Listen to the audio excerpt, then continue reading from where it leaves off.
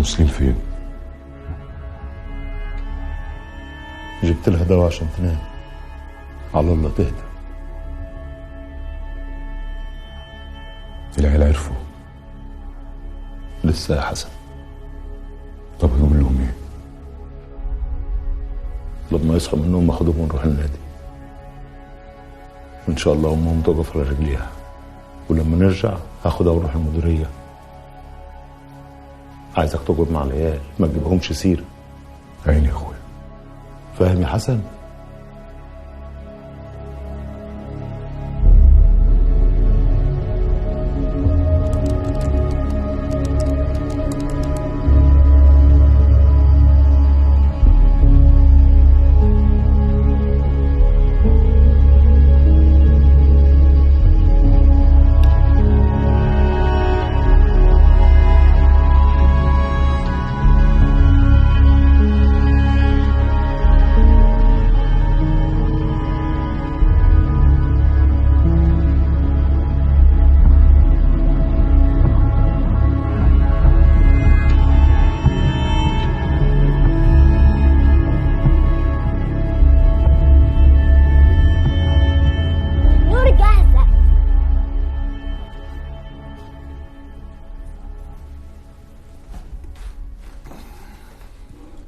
صباح الخير.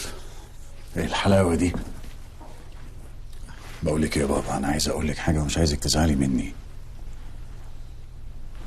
انا طلع لي شغل ومش هنعرف نسافر النهارده، بس اوعدك هنسافر قريب.